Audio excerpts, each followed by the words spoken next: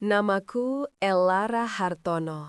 Aku tidak tahu siapa yang akan mendengar ini atau di mana kamu berada. Aku bercerita dari jantung kota Yogyakarta di sebuah rumah besar peninggalan Belanda di daerah Sleman. Saat ini, aku berada di ruangan berpengingin udara yang menghadap kebun yang terlalu rapi. Kamu sendiri mendengar ceritaku ini dari kota mana? Coba tulis di komentar. Aku belum terbiasa berbagi. Selama ini, hidupku adalah tentang fasad, tentang citra yang harus dijaga dengan sempurna. Di lingkaran sosialita Jakarta dan Jogja, aku dikenal sebagai Janda Hartono, sebuah gelar yang terdengar getir tapi memang akurat. Janda karena suamiku, Mas Bramantyo Hartono, meninggal 3 tahun lalu akibat serangan jantung.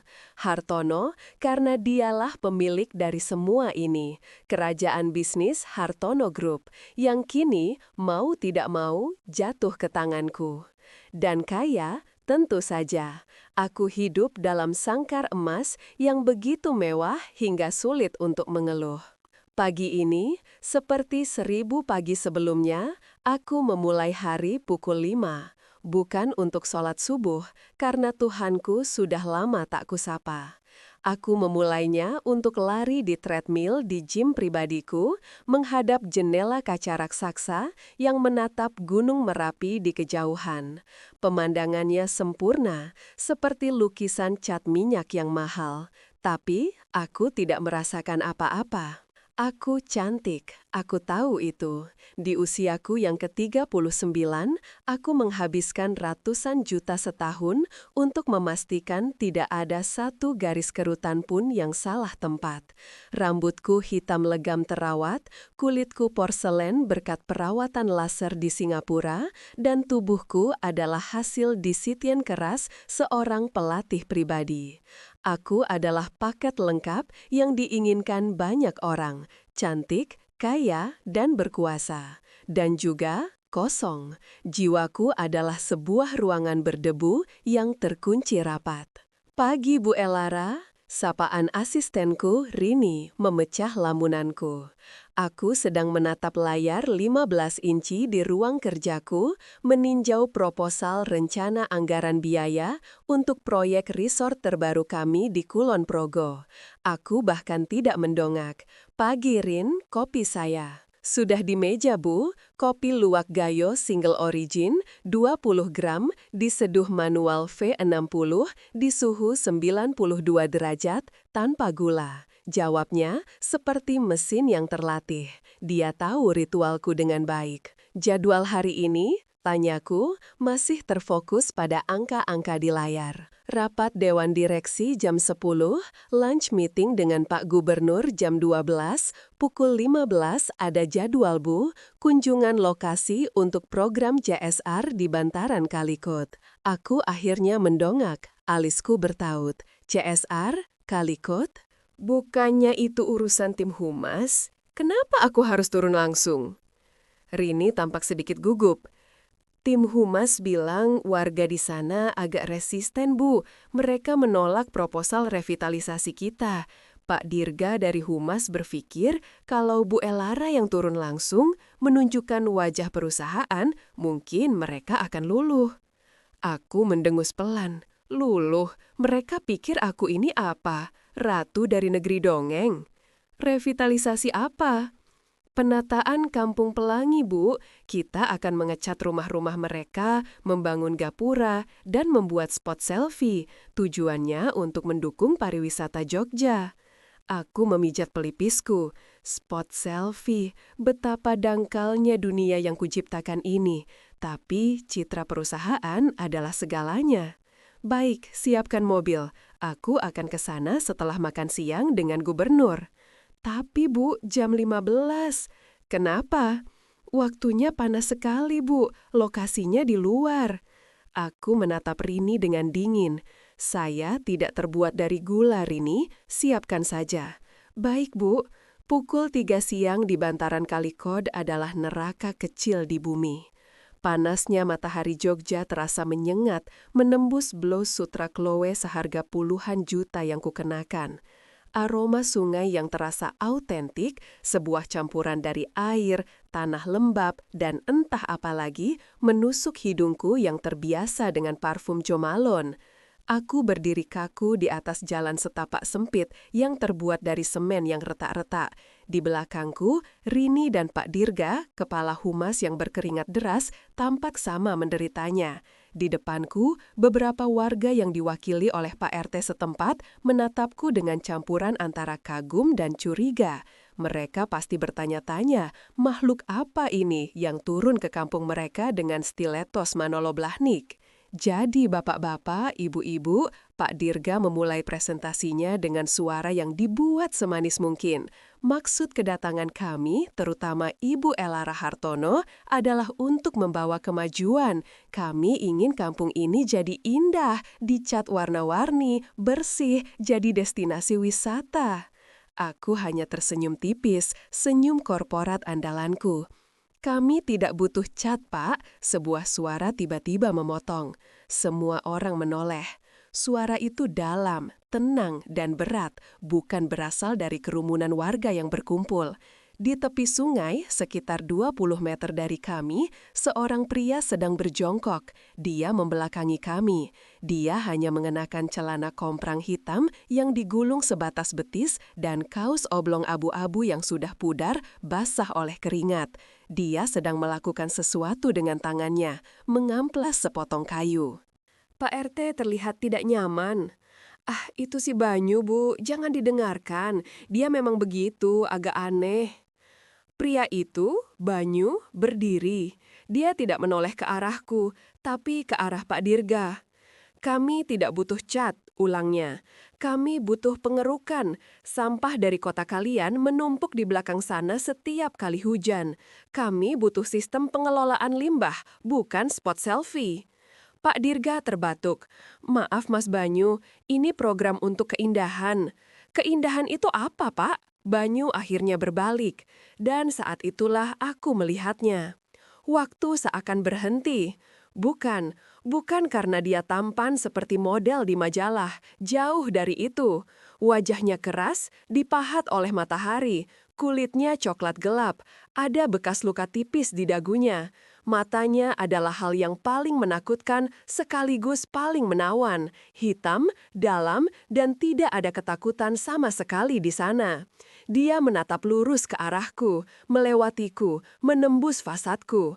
Dia tidak melihat Ibu Elara Hartono, sang direktur utama. Dia melihatku, hanya aku, dan dia tidak terkesan. Mbak, katanya padaku, bukan ibu, tapi Mbak. Aku tersentak, tidak ada yang memanggilku Mbak dalam 10 tahun terakhir.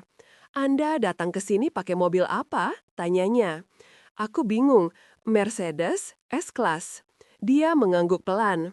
Bagus, mobil mahal, pasti nyaman, AC-nya dingin. Dia berjalan mendekat, dia tidak bau, dia beraroma matahari, keringat, dan kayu, aroma yang jujur. Dia berhenti 1 meter di depanku, dia lebih tinggi dariku, bahkan saat aku memakai hak 10 senti. AC di mobil Mbak itu, katanya pelan, suaranya seperti geraman rendah.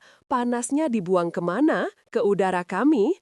Gedung-gedung kalian yang megah itu, panasnya dibuang kemana? Ke langit kami? Kalian mendinginkan diri dengan cara memanaskan tempat kami. Lalu kalian datang, mau mengecat rumah kami warna-warni seolah itu akan menyelesaikan masalah? Aku tidak bisa bernafas. Rini dan Pak Dirga pucat pasih. Pak RT ingin menelannya bumi. Aku, Elara Hartono, yang bisa membuat gubernur menunduk dan dewan direksi gemetar, kini ditelanjangi oleh seorang pria miskin dengan kaos oblong di tepi sungai yang kotor. Dia menatap mataku, dalam. Sungai ini tidak butuh dicat, Mbak. Sungai ini butuh didengar. Dia berbalik, mengambil kayu amplasnya, dan berjalan menyusuri sungai menjauh dari kami, seolah kami hanyalah tumpukan sampah lain yang terdampar di bantaran. Aku berdiri mematung. Untuk pertama kalinya dalam hidupku, aku merasa terlihat, dan aku benci perasaan itu. Aku benci dia. Tapi saat Mercedesku melaju pergi, menjauhi aroma sungai yang jujur itu, satu-satunya yang bisa kuingat bukanlah proposal jutaan dolar atau jadwal rapat. Yang kuingat adalah sepasang mata hitam yang menantangku tanpa rasa takut. Selama 3 hari berikutnya, aku mencoba menghapus Banyu dari pikiranku. Aku kembali ke duniaku, dunia di atas kaca. Aku membenamkan diri dalam rapat-rapat maraton, analisis data kuartal ketiga, dan makan malam penting dengan investor dari Jepang. Aku bahkan menyempatkan diri melakukan facial berlian di klinik langgananku. Aku mengelilingi diriku dengan kemewahan dan kesibukan, berharap kebisingan itu bisa menenggelamkan gema suaranya. Tapi, aku gagal. Setiap kali aku menatap layar laptopku, aku tidak melihat angka.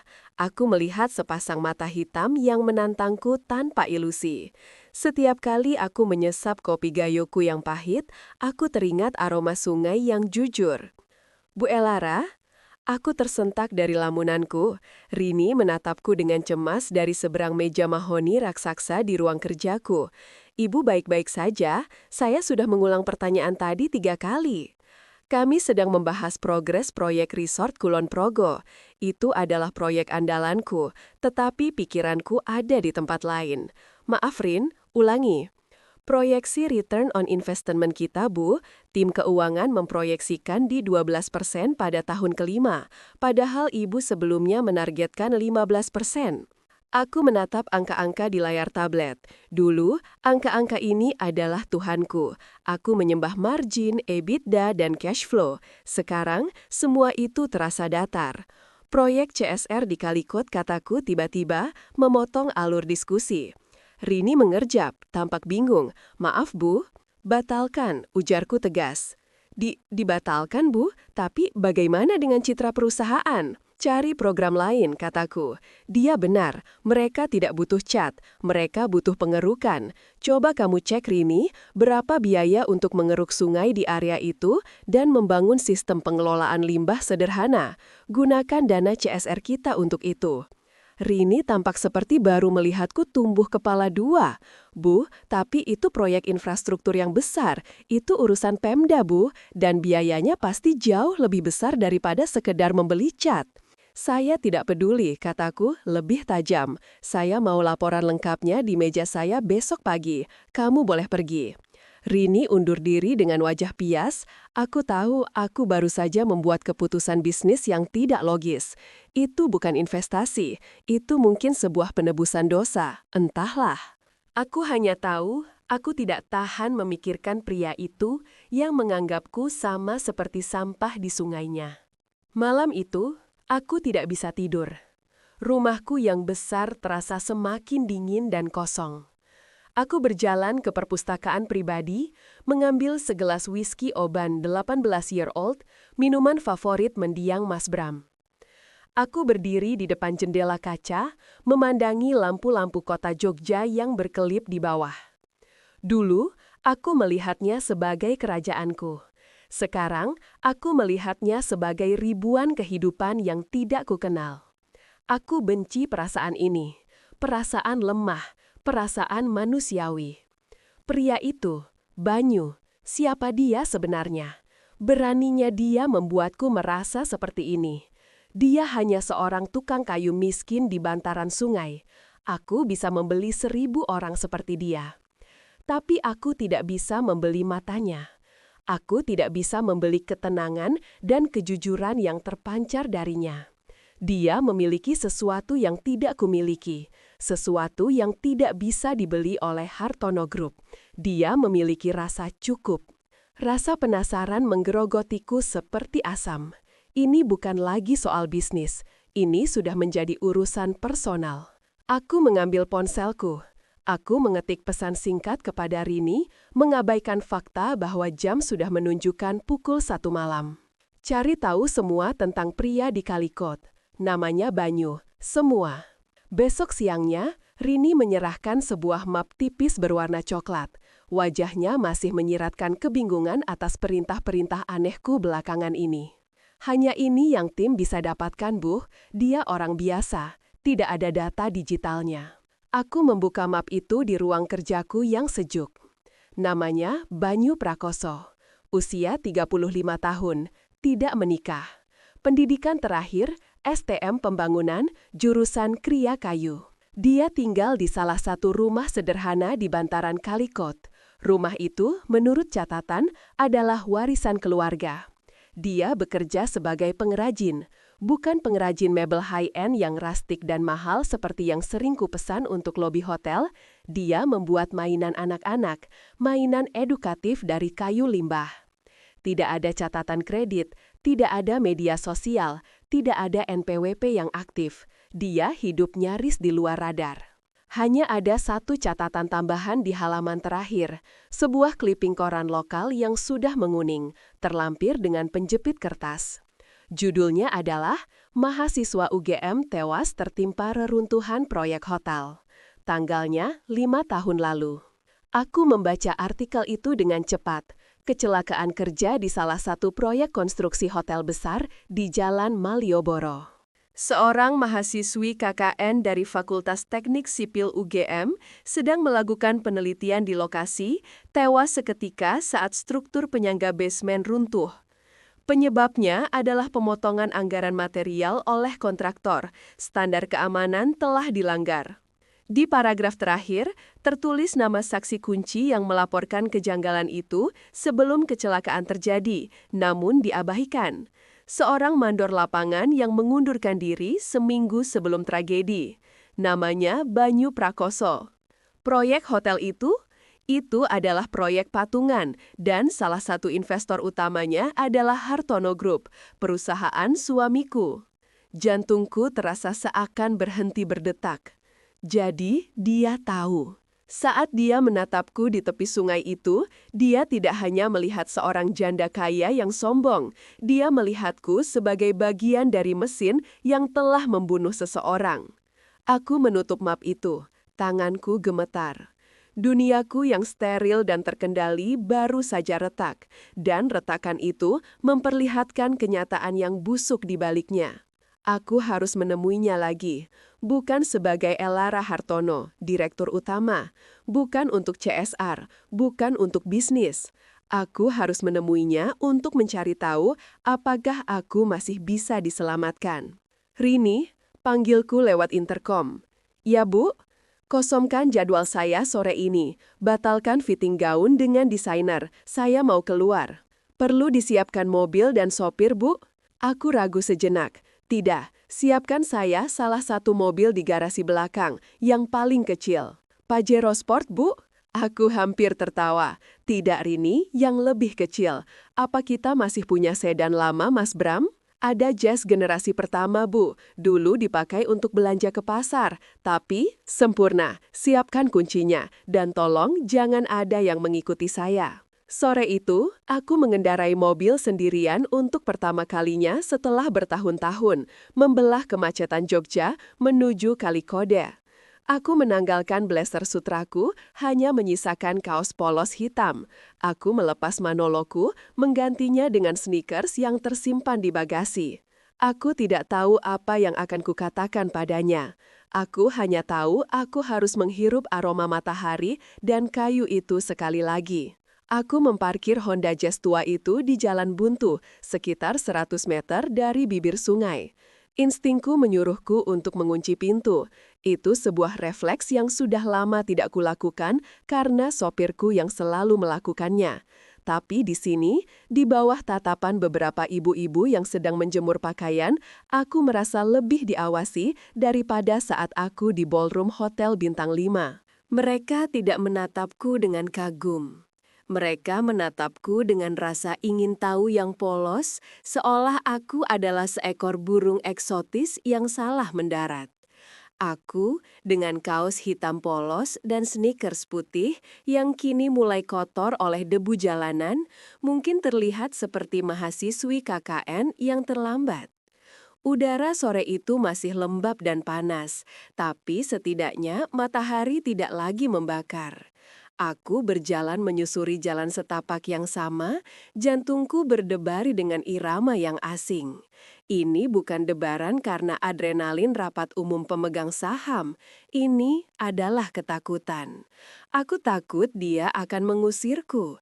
Atau lebih buruk lagi, aku takut dia akan mengabaikanku. Aku tidak melihatnya di tepi sungai, tempat di mana dia mengamplas kayu tempo hari kini kosong. Aku terus berjalan, masuk lebih dalam ke labirin gang-gang sempit di kampung itu. Aroma sungai bercampur dengan wangi masakan dari rumah warga, entah siapa yang sedang menumis bawang. Lalu, langsung aku mendengarnya. Bukan suara, sebuah irama yang teratur. Sret, sret, sret. Itu adalah suara kayu yang dihaluskan. Aku mengikuti suara itu ke sebuah rumah kecil yang bagian depannya terbuka, lebih mirip bengkel daripada ruang tamu. Di sanalah dia, Banyu. Dia sedang duduk di sebuah bangku kayu pendek membelakangiku. Dia masih mengenakan kaos oblong yang sama pudarnya, tapi kali ini warnanya hijau tentara. Bahunya yang lebar bergerak-gerak seirama dengan tangannya yang sedang menggosok sepotong kayu kecil. Di sekelilingnya ada surga yang berantakan, tumpukan kayu limbah, potongan-potongan jati Belanda, mahoni, bahkan balok-balok sisa konstruksi tertata rapi di satu sisi. Di sisi lain, rak-rak kayu penuh dengan hasil karyanya. Bukan mebel, mainan. Ada puluhan mainan kayu, mobil-mobilan dengan roda yang bisa berputar, kuda-kudaan kecil, tumpukan balok alfabet, dan sebuah puzzle berbentuk gajah yang rumit. Semuanya dihaluskan dengan sempurna, tanpa cat, hanya memperlihatkan keindahan alami serat kayunya. Aku berdiri di sana selama 1 menit penuh, hanya memandangi punggungnya. Punggung yang kokoh yang sepertinya bisa menahan beban seluruh dunia. Sampai kapan Mbak mau berdiri di situ? Aku terlonjak kaget. Dia belum menoleh, dia masih mengamplas. Bagaimana Mas tahu? Suaraku keluar lebih kecil dari yang kuinginkan. Aroma parfum, katanya, datar. Terlalu mahal untuk kampung ini. Dia meletakkan amplasnya lalu berbalik. Perlahan, mata hitam itu menatapku lagi. Kali ini tidak ada kemarahan di sana. Hanya ada kewaspadaan yang lelah. Dia menilaiku dari ujung kepala sampai ujung kaki. Dari sneakersku ke mobil jazz yang terparkir samar di kejauhan, lalu kembali ke mataku. Turun kasta Mbak, mana es kelasnya? Sindirannya tajam, tapi aku menelannya. Aku pantas menerimanya. Saya datang sendiri, kataku. Saya bisa lihat. Dia mengambil sepotong kayu lain. Mau apa? Program chatnya sudah saya tolak. Saya tahu, aku melangkah maju, lebih dekat ke cahaya dari bengkelnya. Program itu sudah saya batalkan. Gerakan tangannya berhenti. Dia mendongak, menatapku lekat. Oh ya, kenapa? Karena Mas benar, itu program bodoh. Itu hanya polesan. Lalu, saya perintahkan tim saya untuk menghitung biaya pengerukan sungai dan instalasi limbah untuk area ini. Aku mengharapkan dia terkejut, atau mungkin berterima kasih. Tapi dia tertawa. Bukan tawa yang ramah. Tawa itu kering, getir, dan penuh ejekan. Wow, hebat sekali. Ibu Ratu Elara turun dari singgasananya, melambaikan tongkat sihirnya, dan akan memperbaiki kita. Bukan begitu maksud saya, emosiku terpancing. Saya mencoba. Mencoba apa? Potongnya. Suaranya kini menajam. Dia berdiri. Dia jauh lebih mengintimidasi saat berdiri. Mencoba membeli kami, mencoba membeli pengampunan, mencoba tidur lebih nyenyak di istana kaca Mbak. Mbak pikir dia berjalan mendekat, kini dia yang menginvasi ruang pribadiku. Setelah Mbak tahu siapa saya, lalu Mbak datang ke sini, menawarkan pengerukan, semuanya akan selesai, begitu? Jantungku mencelos. Mas tahu kalau saya tahu? Mbak pikir saya bodoh, desisnya. Sehari setelah ibu direktur utama datang, lalu tiba-tiba ada orang yang tanya-tanya tentang saya di kelurahan, Mbak pasti sudah baca clipping korannya. Selamat. Kami berdiri berhadapan. Aroma kayu dan keringatnya berbaur dengan aroma parfum mahalku.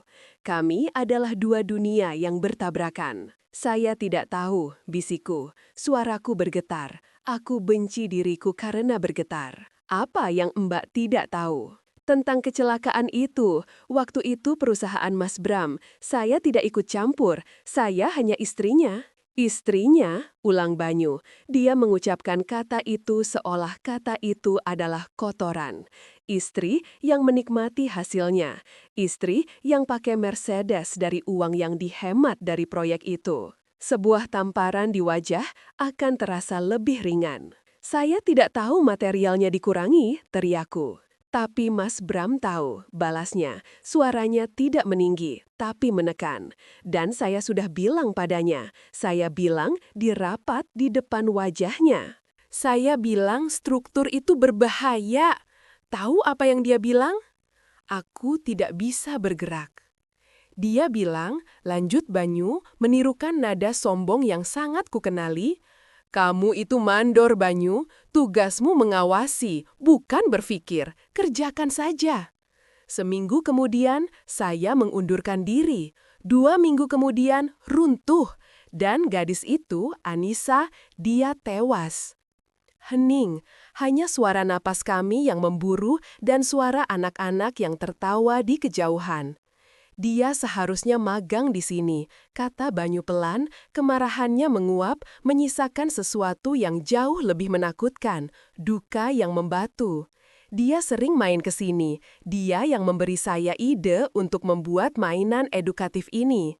Dia berbalik mengambil salah satu mainan, sebuah burung kecil yang bisa mengepakkan sayap jika ditarik talinya. Saya gagal melindunginya, bisiknya. Dan perusahaan kalian, perusahaan Mbak, mereka hanya membayar uang duka, menutup kasus, dan lanjut membangun hotel berikutnya. Aku tidak bisa berkata-kata. Rasa bersalah itu begitu pekat, menyesakkan dadaku. Semua kemewahan yang kunikmati, semua tas, semua perawatan, semuanya terasa berlumuran darah. Kenapa Mas tidak melapor ke polisi, ke media, tanyaku. Banyu tertawa lagi, tawa yang sama pahitnya. Melaporkan siapa, Hartono Group? Melawan siapa? Aparat yang sudah dibayar, media yang sudah disumpal iklan, saya sudah coba Mbak, saya jadi saksi. Tahu-tahu seminggu kemudian adik saya di PHK dari pekerjaannya. Ibu saya tidak dapat raskin. Saya ini kecil Mbak, saya ini debu. Dia menatapku, sama seperti kalian memandang kami di bantaran sungai ini, debu. Aku menelan ludah. Saya akan membuka kasus itu lagi. Jangan. Tapi itu tidak adil. Ini bukan dunia dongeng, Mbak Elara, kata Banyu. Dia kembali duduk di bangkunya, mengambil amprasnya, seolah aku sudah tidak ada. Keadilan tidak ada, yang ada hanya bertahan hidup. Lalu apa yang Mas mau? Saya mau Mbak pergi. Kata-katanya menusuk. Pergilah, bawa uang Mbak, bawa rasa bersalah Mbak, dan jangan kembali ke sini. Kami tidak butuh pahlawan kesiangan. Tapi proyek pengerukan itu, saya tidak mau, katanya. Saya tidak mau 1 rupiah pun uang kotor dari Hartono Group menyentuh sungai ini. Dia mulai mengamplas lagi, sret, sret, sret. Suara itu kini terdengar seperti pengusiran. Aku berdiri di sana, di ambang bengkelnya, merasa lebih telanjang dan lebih miskin daripada siapapun di kampung ini. Aku memiliki miliaran rupiah di rekeningku, tapi aku tidak bisa membeli apa yang kuinginkan. Aku tidak bisa membeli pengampunannya. Aku berbalik, berjalan menjauh dari bengkel itu. Setiap langkah terasa berat, seolah sneakersku terbuat dari timah. Saat aku sampai di mobil, aku tidak langsung menyalakannya. Aku duduk terdiam di balik kemudi Honda Jazz yang beraroma debu ini. Aku datang untuk mencari jawaban, tapi yang kutemukan adalah kenyataan yang jauh lebih brutal. Aku menyalakan mesin. Saat aku memutar mobil di jalan buntu itu, aku melirik ke arah bengkel Banyu. Dia berdiri di depan, menatapku pergi. Tangannya memegang burung kayu kecil itu. Dan di matanya, aku tidak melihat kebencian. Aku melihat sesuatu yang lebih buruk.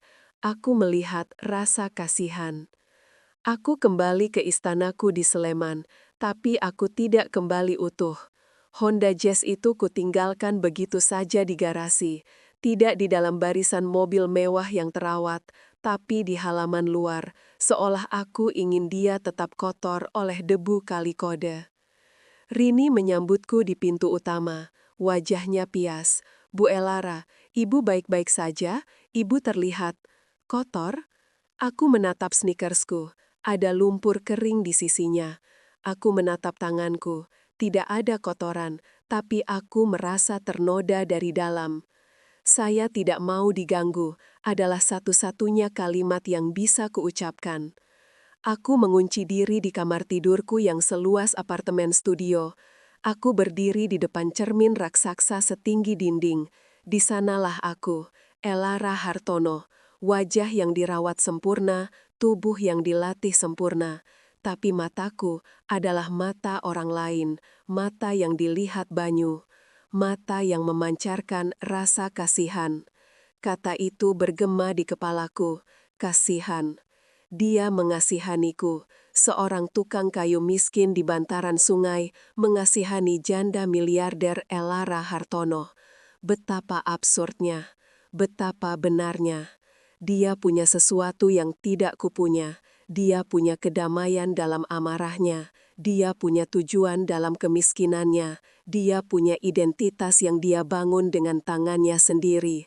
Sedangkan aku, identitasku dibangun oleh uang suamiku yang sudah mati, uang yang seperti yang dia katakan, kotor.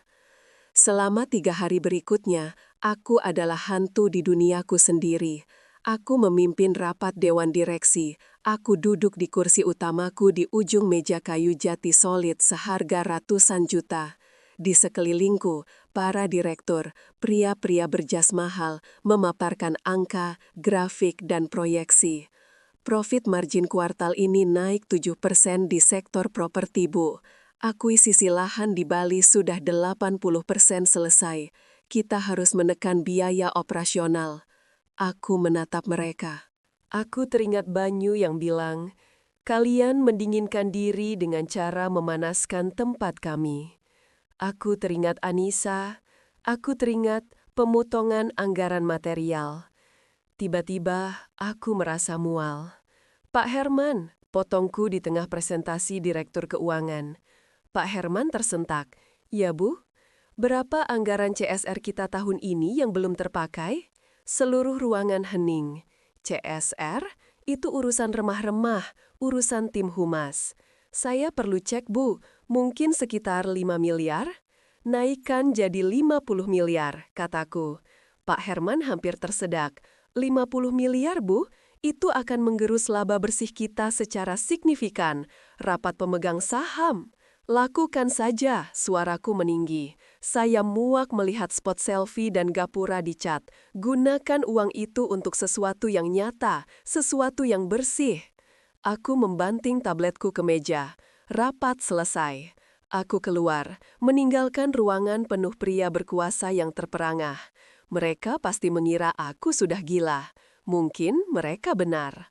Malam itu ada acara wajib, charity gala, penggalangan dana untuk yayasan kanker. Sebuah pertunjukan kemunafikan kelas atas.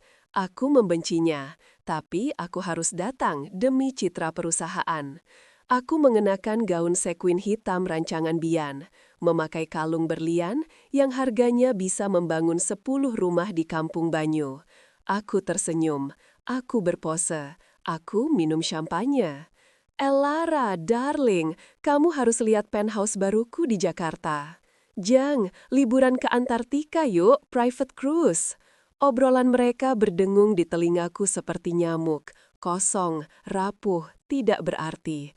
Aku memandangi tanganku yang terawat sempurna, memegang gelas kristal yang dingin. Tangan ini tidak pernah menyentuh kayu amplas. Tangan ini tidak pernah membuat mainan untuk anak-anak. Tangan ini hanya tahu cara menandatangani cek. Lalu, aku melihatnya. Seorang pelayan muda, mungkin seusia Anissa, sedang membereskan piring kotor di meja sebelah. Dia bekerja dengan cepat, efisien, dan tidak terlihat. Dia menatap tumpukan makanan sisa di piring dengan tatapan yang tidak bisa kubaca. Aku teringat Banyu. Saya ini kecil, Mbak. Saya ini debu. Cukup. Aku meletakkan gelasku di nampan pelayan yang lewat. Dentingnya cukup keras untuk membuat beberapa orang menoleh. Permisi. Aku berbalik. Aku berjalan lurus, melewati para sosialita yang kebingungan, melewati para pejabat yang sedang berbasa-basi. Aku berjalan keluar dari ballroom yang berkilauan itu. Rini, yang selalu waspada seperti elang, mencegatku di lobi. Bu Elara, ada apa? Acaranya belum selesai. Pidato Pak Menteri. Pesan saya taksi, kataku, suaraku datar dan dingin. Taksi, Bu? Sopir dan Mercedes sudah siap di basement. Rini, aku menatapnya. Pesan saya taksi atau Gojek sekarang. Rini pucat. Dia mengerti, ini bukan permintaan. Ini perintah yang tidak bisa dibantah. 5 menit kemudian, sebuah taksi online berhenti di depan lobi Hotel Bintang 5. Para penjaga pintu menatapku ngeri. Elara Hartono, dalam gaun kutur dan berlian, masuk ke dalam mobil Avanza Silver. Sopir taksi itu, seorang bapak-bapak berkumis, menatapku gugup lewat kaca spion. Malam, Bu, acaranya bubar. Jalan, kataku. Kemana, Bu? Aku menarik napas. Kalikut, kampung di dekat jembatan Gondolayu. Perjalanan itu adalah pemandangan paling surrealis dalam hidupku. Kilauan sekwin gaunku memantulkan lampu-lampu jalanan Jogja yang ramai. Kami bergerak dari jalanan protokol yang megah, perlahan masuk ke jalan-jalan yang lebih sempit, lebih gelap, dan lebih berlubang. Cuma bisa sampai sini, Bu, kata sopir itu cemas, di jalan buntu yang sama, tempat aku memarkir jasku. Di dalam gangnya becek, habis hujan tadi. Aku membayarnya 2 kali lipat. Tunggu di sini, jangan kemana-mana. Saya mungkin butuh tumpangan pulang. Dia mengangguk, masih bingung. Aku melangkah keluar dari mobil. Udara malam yang lembab langsung menyambutku, dan bau sungai. Aku menatap sepatuku, stilettos Jimmy Choo seharga 30 juta. Dan di depanku, jalan setapak berlumpur. Persetan, aku mulai berjalan. Hak sepatuku langsung terbenam di lumpur. Setiap langkah adalah perjuangan. Ujung gaunku yang panjang menyapu tanah yang basah. Aku pasti terlihat seperti aktris gila yang kabur dari lokasi syuting. Aku tidak peduli.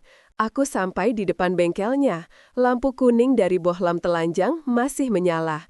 Pukul 10 malam, dia masih bekerja. Aku mendengar suara pahat yang ritmis. Tok, tok, tok.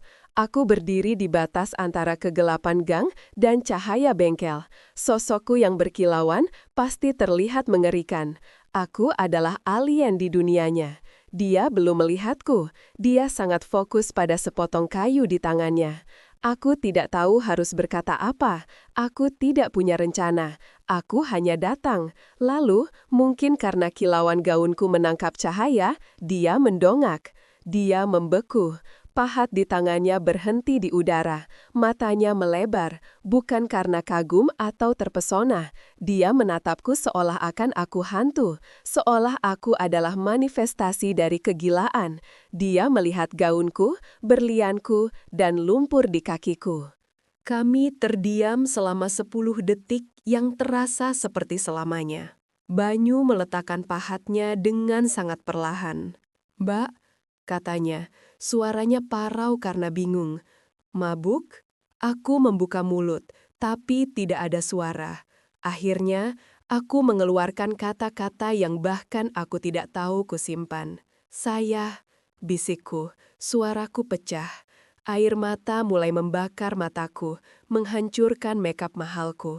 Saya tidak tahu harus kemana lagi. Hening di dalam bengkel kecil itu begitu pekat, hanya dipecahkan oleh isak tangisku yang tertahan dan suara jangkrik di kejauhan. Banyu menatapku, gaun kutur berharga ratusan juta, berlian di leherku, dan lumpur di kakiku. Aku adalah sebuah paradoks yang menyedihkan. Saya tidak tahu harus kemana lagi, ulangku, suara teredam oleh tangis yang memalukan.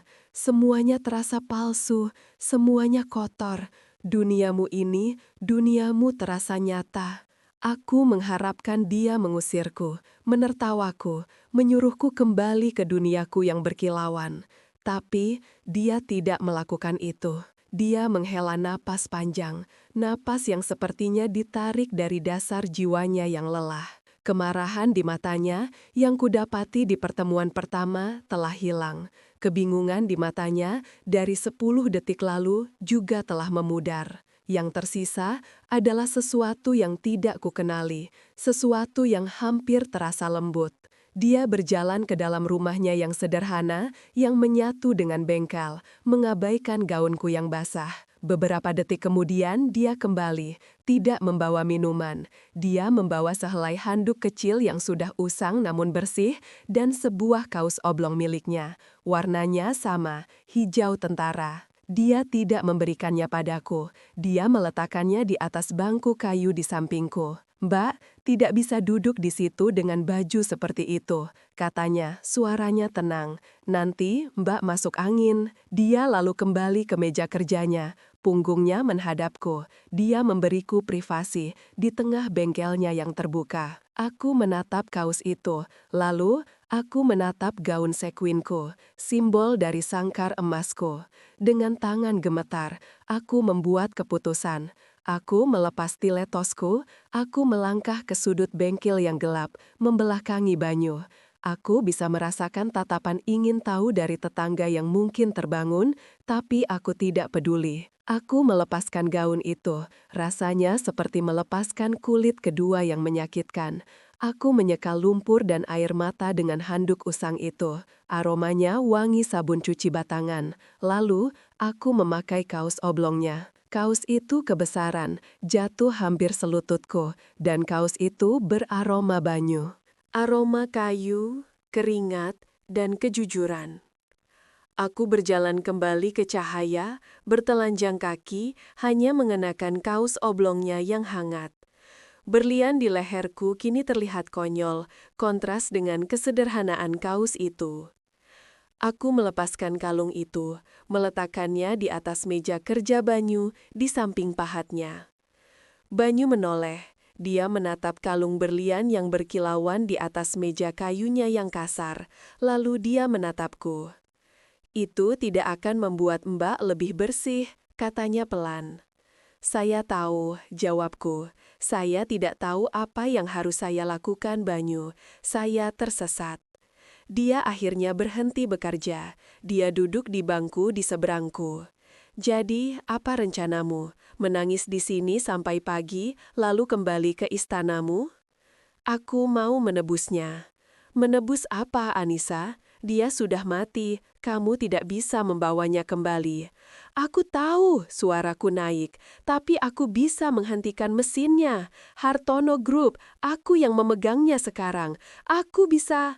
"Kamu bisa apa, Elara?" katanya. Dia memanggil namaku, bukan Mbak. "Elara, kamu bisa menghancurkan warisan suamimu?" "Jika itu yang diperlukan," kataku mantap. Dia menatapku lama, mencari kebohongan, mencari fasad. Dia tidak menemukannya. "Bukan itu caranya," kata Banyu. "Menghancurkan itu gampang, membangun itu yang sulit." "Lalu aku harus apa?" tanyaku putus asa. "Kalau kamu serius," dia berhenti sejenak. "Jangan mulai dengan uangmu. Uangmu hanya akan merusak apapun yang disentuhnya. Mulailah dengan ini." Dia menunjuk tanganku yang terawat dengan manikyur sempurna. "Mulailah bekerja, bukan sebagai direktur, tapi sebagai manusia." 6 bulan kemudian, Yayasan Anissa resmi berdiri. bukan yayasan amal yang menggelar gala dinner. Itu adalah lembaga advokasi dan beasiswa teknik sipil. Misi pertamanya, menuntut standar keselamatan konstruksi nasional yang lebih baik. Aku membiayai semuanya, tapi bukan itu yang terpenting. Aku menjual rumah di Sleman, terlalu besar, terlalu dingin. Aku pindah ke sebuah rumah yang lebih kecil di pinggiran kota. Aku masih kaya, aku tidak bisa menghapus fakta itu, tapi aku tidak lagi hidup di dalam kekayaan itu. Aku masih CEO Hartono Group, tapi Dewan Direksi membenciku. Aku memotong bonus mereka dan mengalihkannya ke dana keselamatan kerja. Aku membatalkan 3 proyek resort mewah dan menggantinya dengan proyek rumah susun yang terjangkau. Aku sedang merusak, kata mereka. Aku sedang membersihkannya, kataku. Setiap sore, setelah rapat-rapat yang memuakan, aku tidak lagi pergi ke klinik kecantikan. Aku mengendarai jas tuaku ke Calicut. Sungai itu sudah lebih bersih, bukan karena aku membayar kontraktor besar, tapi karena aku, Banyu, dan warga kampung bekerja bakti setiap akhir pekan. Tanganku tidak lagi terawat. Ada kapalan kecil di telapaknya. Kukuku patah. Hari ini, aku duduk di bengkel Banyu, bukan sebagai tamu. Aku punya bangku sendiri. Aku sedang belajar mengamplas. Banyu sedang menyelesaikan sebuah mainan baru, sebuah kuda kayu yang rumit. Gerakanmu masih kaku, katanya tanpa mendongak. Aku seorang CEO, beri aku sedikit kelonggaran, balasku pura-pura kesal. Dia tertawa, suara tawa yang kini ku kenali, suara yang hangat dan nyata. Dia meletakkan kudanya, lalu berjalan ke arahku. Dia mengambil amplas dari tanganku yang berhenti bergerak. Jari-jarinya yang kasar dan hangat menyentuh kapalan kecil di telapak tanganku. Dia tersenyum tipis. Ini, katanya pelan, ini bagian terbaikmu. Dia tidak melihat sisa kemewahanku. Dia tidak melihat berlian yang pernah kukenakan. Dia melihatku. Dia melihat bekas lukaku. Dia menatapku lama. Matanya yang hitam pekat tidak lagi berisi amarah atau rasa kasihan yang dulu kulihat. Matanya kini penuh dengan penerimaan yang teduh. Dia tidak perlu berkata apa-apa, dia hanya berdiri di sana, sangat dekat, berbagi nafas yang sama di antara kami. Di bengkel kecil yang beraroma kayu dan wangi sabun batangan itu, sebuah janji tak terucap tercipta, sebuah pemahaman yang tenang dan kokoh, sekuat kayu jati yang telah dihaluskan. Aku menarik nafas dalam, merasakan kehangatan dari kehadirannya yang jujur.